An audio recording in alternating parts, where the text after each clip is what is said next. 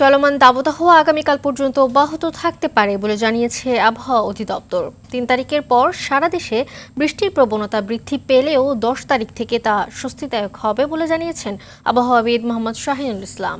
সকালে সাংবাদিকদের তিনি জানান, খুলনা বিভাগে সহসা বৃষ্টি হবে না। ২ তারিখ থেকে চট্টগ্রাম ও সিলেট অঞ্চলে বৃষ্টির সম্ভাবনা রয়েছে। ঢাকা সহ দেশের বিভিন্ন জেলায় দাবদাহ অব্যাহত থাকায় চরম ভোগান্তিতে নিম্ন আয়ের খেটে খাওয়া মানুষ। তীব্র গরমে হাসপাতালগুলোতে জ্বর, ডায়রিয়া সহ বিভিন্ন রোগে আক্রান্ত রোগীর ভিড় বেড়েছে। ধারণা করছি যে ২ তারিখ থেকে যেহেতু আমাদের পূর্বাংশে বিশেষ করে সিলেট এবং চট্টগ্রামে বৃষ্টির পরিমাণ কিছুটা বাড়তে পারে এবং সেটার প্রভাব ঢাকা এবং বরিশাল ডিভিশনে হতে পারে এবং সেই ক্ষেত্রে তাপমাত্রা হয়তো বা কিছুটা কমে আসতে পারে ঢাকা সহ বরিশাল সহ সিলেট এবং চট্টগ্রাম ডিভিশনে। তবে হিটওয়েভ পুরোপুরি হয়তো বা শেষ হবে না। তবে ৩-৪ তারিখের দিকে আমাদের যত সময় গড়াবে ২ তারিখের পরে আমাদের বৃষ্টিপাতের প্রবণতা ততটা বৃদ্ধি পেতে পারে। আর বিশেষ করে হয়তো বা ৪ তারিখের দিকে আমাদের খুলনা এবং রাজশাহী ওইখানে ভালো মানের একটা বৃষ্টির সম্ভাবনা আছে ৪ এবং ৫ তারিখের দিকে। ওইটা যখন হবে আমরা ধারণা করতে পারি যে সাথে বা সারা দেশ থেকে হিটওয়েভটা চলে যেতে পারে।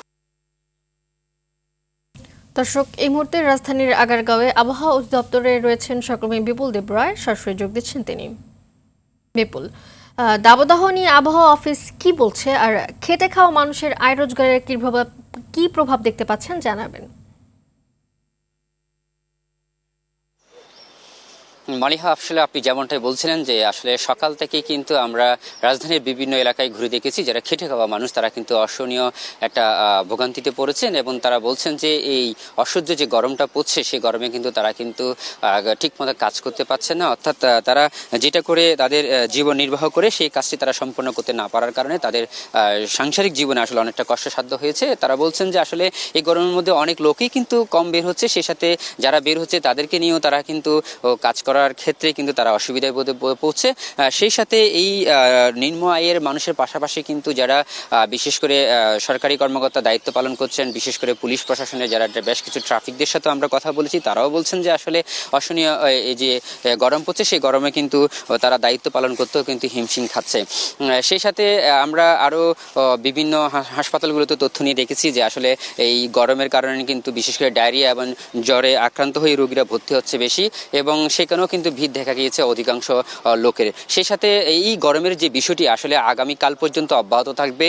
বিশেষ করে আবহাওয়া অফিস থেকে যে তথ্যটি দিয়েছে যে ২ থেকে ৩ তারিখের থেকে ধাপে ধাপে অর্থাৎ দেশের বিভিন্ন অঞ্চলে কিন্তু বৃষ্টিপাত শুরু হবে, সে তখন থেকে হয়তো কিছুটা স্বস্তিদায়ক হতে পারে। তবে একেবারে পুরোপুরি স্বস্তি পেতে গেলে কিন্তু আগামী যে ১০ তারিখ পর্যন্ত অপেক্ষা করতে হবে। ১০ তারিখ কিন্তু সারা বাংলাদেশে কিন্তু দেশ জুড়ে কিন্তু এই বৃষ্টিপাতের সম্ভাবনা রয়েছে বলে জানিয়েছেন আমাদেরকে আবহাওয়া অফিস থেকে। সেই সাথে আরেকটি বিষয়, সেটি হচ্ছে পূর্বাঞ্চলের যে বিষয়টি, সেটি হচ্ছে চট্টগ্রাম এবং সিলেটের যে বিভাগে কিন্তু বৃষ্টিপাত প্রথম থেকে কিন্তু শুরু হবে এবং সেখান থেকে কিন্তু ধাপে ধাপে অন্যান্য অঞ্চলগুলোতে ছড়িয়ে পড়বে। তবে একটু দুঃসংবাদ বলা যায়, সেটি হচ্ছে পশ্চিমাঞ্চলের জন্য, খুলনা বিভাগের জন্য। সেই খুলনা বিভাগের বৃষ্টিপাতটা কিন্তু হতে কিন্তু বেশ কিছুদিন সময় লাগবে এবং বলা হচ্ছে আবহাওয়া অফিস থেকে বলছে যে পশ্চিমাঞ্চলে যদি বৃষ্টিপাতটা যদি শুরু হয় তাহলে কিন্তু সার্বিক পরিস্থিতিটা একদম সুখদায়ক হবে বলে তারা এমনটাই ধারণা করা হচ্ছে। পাশাপাশি যে হিট অ্যালার্টের যে বিষয়টি, সেটি কিন্তু আগামীকালকে কিন্তু আবহাওয়া অফিসের যারা ঊর্ধ্বতন কর্মকর্তারা আছেন তারা আমাদেরকে জানিয়েছেন আগামীকালকে বিষয়টি আরও পর্যালোচনা করে জানানো হবে যে আগামী কালকের পর থেকে কোথায় কোথায় হিট অ্যালার্টটা থাকতে পারে সেই বিষয়টিও তারা জানাবে বলে আমাদেরকে এমনটাই জানিয়েছেন। মালিহা, এই ছিল আমার কাছে সর্বশেষ তথ্য। ধন্যবাদ আপনাকে।